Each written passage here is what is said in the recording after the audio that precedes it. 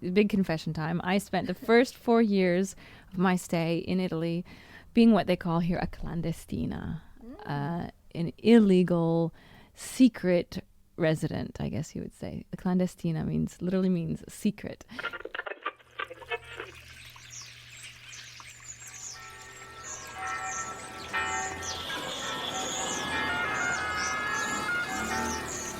Welcome to Rome. This is The Bittersweet Life with Katy Sewall and Tiffany Parks. Hello, welcome back. I'm Katy Sewall. I'm Tiffany Parks. Here for another discussion on what it's like to live overseas for a short and a long period of time. I'm living in Rome currently for a year, and Tiffany is also living in Rome. Yes, this is my 10th year living in Rome. And to give a little background about who we are, in case you're just getting with the program, I am a radio producer and host, currently on sabbatical, I guess, while my husband studies in Rome. And Tiffany, what do you do?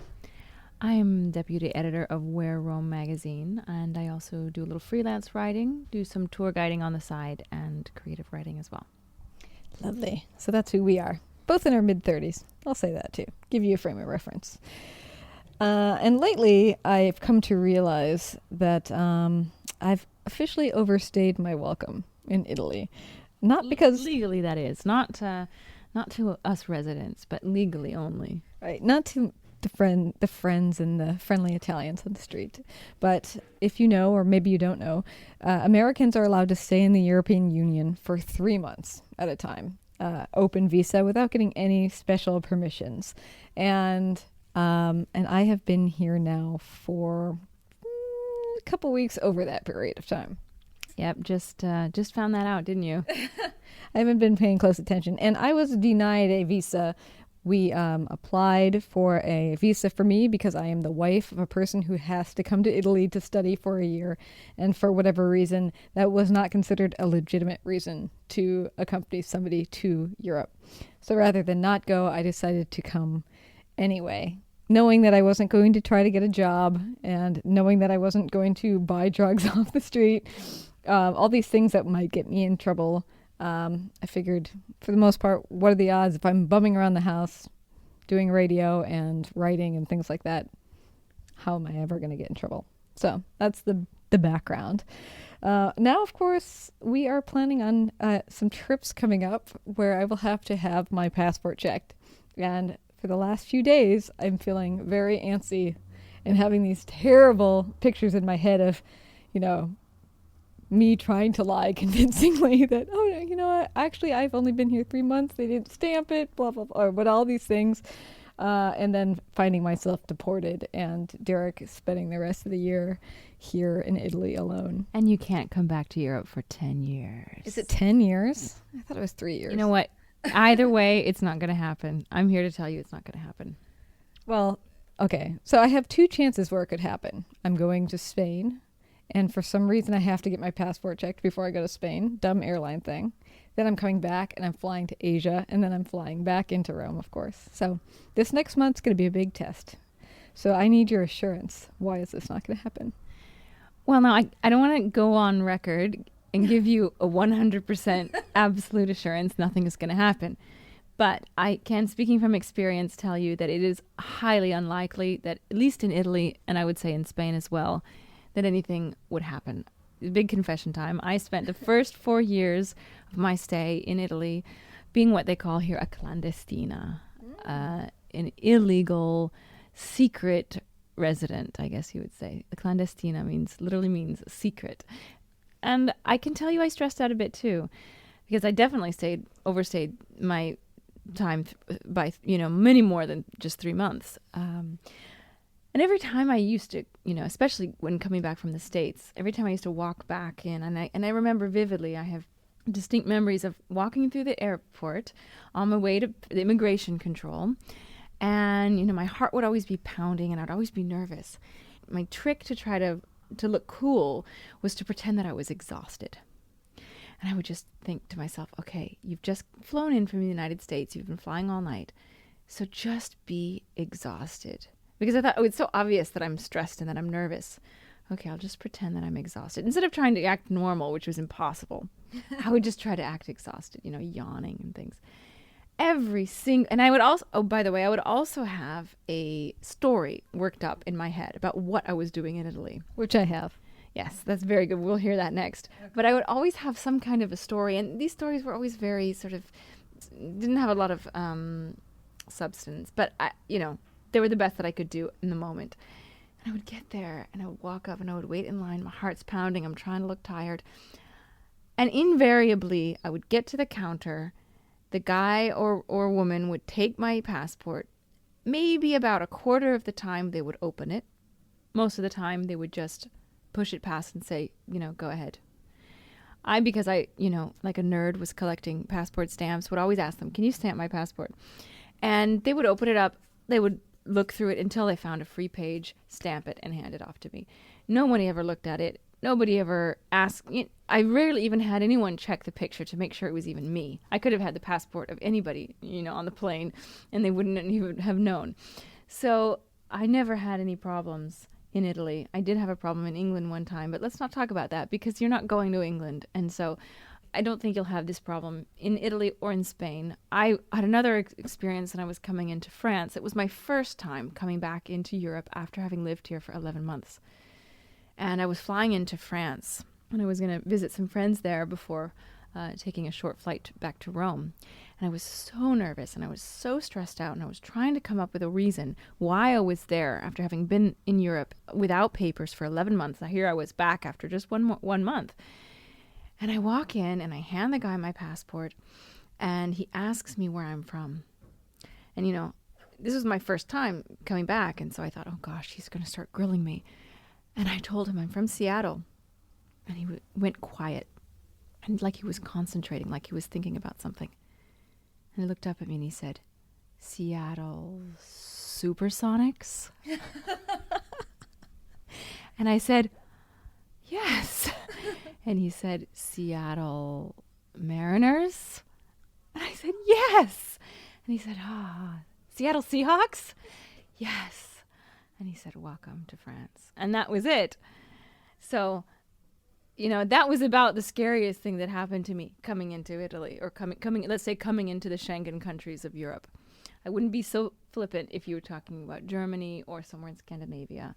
But for Italy, for Spain, for France, for those sort of countries, I think you're going to be okay. Okay. So, well, let's just establish, though, how long has it been since you've gone through... since you are now legally a resident? Because there could possibly be some tightening that happens. Yes, there could be, but I have a lot of friends who are still in my same situation, and I haven't heard anything bad from them. Let's see, the last time I went through, last time I came into Italy before becoming a legal resident would have been sometime in 2010. So less than 4 years ago. So it hasn't been that long. Okay. So you want to hear my story? Yeah. So here it is, going into Spain. It's not a great story, just like you said. But better something than nothing. Right. So, but here's the secret. You got to stick to it. Mm? Right. So we bought a ticket, a one-way ticket out of Spain to the United States that's fully refundable. It was ridiculously expensive, like, almost $2,000 for a one-way ticket. Flying out of Madrid the next day from when we come in. So the thought would be, I would get there and I'd say, oh yes, I had trouble getting a ticket home that was affordable.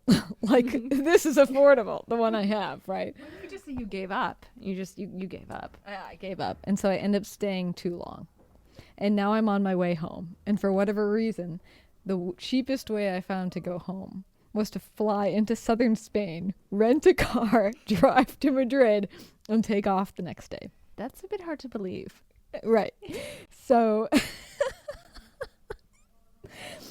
or Derek had a more complicated version, which I'm not going to totally remember, but maybe it's the one we should do, that Derek is actually staying in Spain for a longer period of time. And so he has to rent a car for some other reason. And so he's going to drive me to Madrid. And so I flew into the location where he was going. That's better. I like that better. You like that better? Okay. So, of course, the plan being as soon as we arrive safely in Spain, we call up the company and we cancel the plane ticket and we get all that money back, hopefully. And that's the hope. And then on the return, of course, we have to go through this again on the return. And luckily, I'm flying to Asia 3 days later. So the same it's the same case. Oh, I'm just coming to Rome on my way to Bangkok with a 3-day layover. Okay. Now, heaven forbid have gotten computer systems and they're starting to take notes. And they'll be like, well, she just said that she was going home from Madrid. She's supposed to be going to the United States, and now she's coming back and going to Bangkok? That's crazy. I know. But Derek claims they don't write any of it down. I don't think they do. And here's why I think that they don't write anything down. Or not that they only don't write anything down, but I don't think there's any computer record of things as far as, when your passport gets swiped. Now, again, don't quote me on this. But when your passport gets swiped, I always have this impression, they just made some kind of they tracked me. They know I'm here. I had a problem once, and I think it was 2009, going into Britain. I was going for the weekend with the man who is now my husband, Claudio, but we were just dating at that time, and we were going to London. I was still living in Europe illegally, had been for over 4 years, but I thought, I've been to England so many times, maybe 5 or 6, maybe more times, and I never had any problem, and I've always stayed for very short periods of time. And I won't go into the whole story, but suffice to say, the woman did not want to let me in. She looked at my passport, and the reason I think she stopped and looked at it was because I had to add extra pages to my passport because it was full. So adding all of these extra pages gave it an unusual look. So she looked through it a little more carefully, and she saw stamp after stamp after stamp after stamp, almost all from Italy, but also from other European destinations and many from Great Britain. The point is, she asked me point blank, how many times have you been in the United Kingdom? And I told her, and she said, what is the longest period of time you've ever stayed? It couldn't have been more than a week. I knew I had never been more than a week there. So she took my passport away, and she went through it, and she calculated by the stamps in my passport every time I went out of Italy and every time I went in England and when I went back to Italy. And she figured out that I was telling the truth, and that's why she let me in, that and the fact that I told her that Claudia was my fiance and we were about to get married. So that was a little white lie that I told. But the point is, I use that as proof that there isn't some kind of record floating around telling her where I've been. So I don't think that there will be any record about you either, especially since you've only been in Italy for a little over 3 months. It's not like you've been here for 10 years, like some friends of mine. I have many friends who've been doing this over and over and over again for 10 or more years.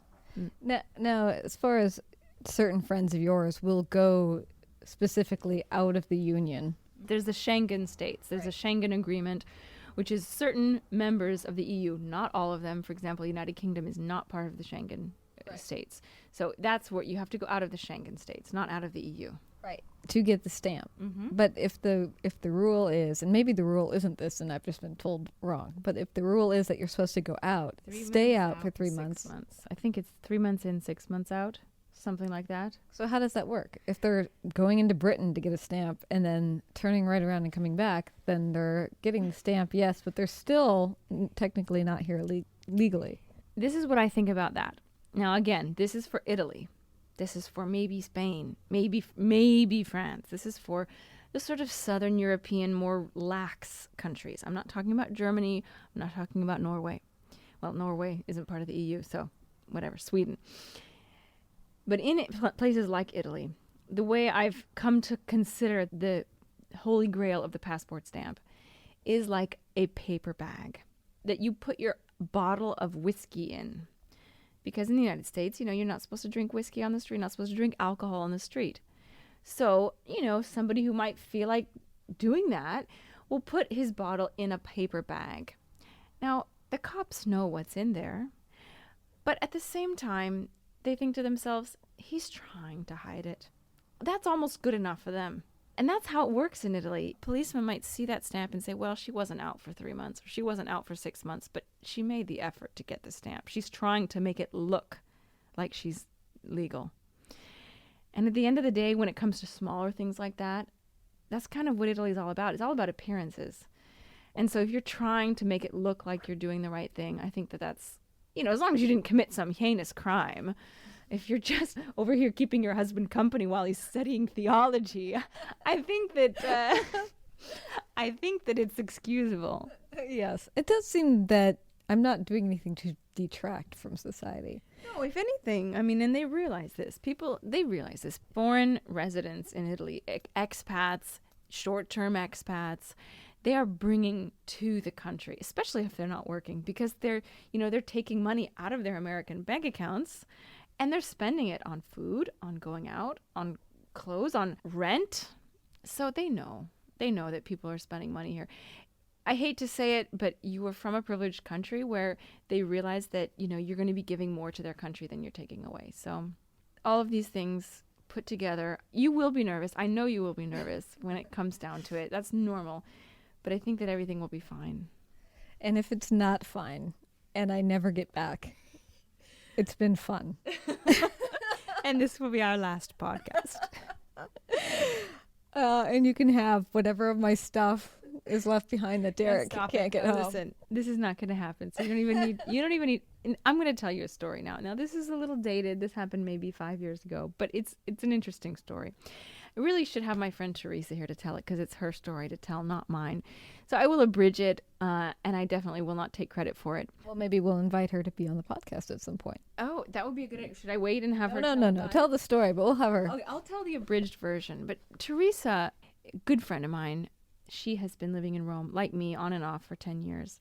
And she always would get that stamp. She was very particular about always having that stamp. Well, one time she didn't have a lot of money to spend and she didn't want to spend anything on a hotel. So she bought a ticket to go to England for one night and come back the first flight in the morning. She wasn't even planning to leave the airport. Problem was her flight out was delayed by several hours, so she didn't actually arrive and get through customs or get to immigration until something like 11 o'clock, and her flight was at around 4 or 6 the next morning. It was very early. And the woman realized this and started giving her a hard time. Well, Teresa, who's a very inventive and creative person, started lying off the top of her head. Very amusing lies. She made up a boyfriend who was Australian, who lived near Hyde Park, who worked in a pub, and whose name was Alistair Lamont. I don't know, she pulled it out of thin air. And it got to the point where this woman was paging him in the airport, a man who didn't even exist. She invented a job. She said she was a cake decorator. Then she changed her story and she said she was a writer. And when the woman asked her, "What are you writing about?" she said, "Honestly, miss, now I'm going to write about this." Ooh. Yeah, she was also a little bit sassy. I think that was the key. You got to be humble. You can't sass these people because they don't have very good sense of humor. So she got taken to a holding cell.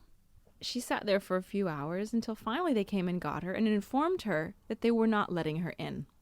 She flew back to London, ironically on the same flight that she had booked. Back to Rome, you mean, not to London. Sorry, she flew from London back to Rome on the same flight she had originally booked. The only difference was she was sitting between two armed guards, and she had to carry a sign that said expulsion of persons from the United Kingdom.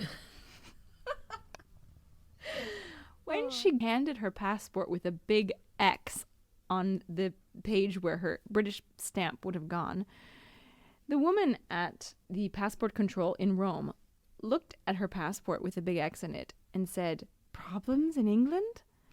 And she said, "They didn't let me in." And the woman said, "Vabbè," which means, "Oh well," stamped her passport and let her in.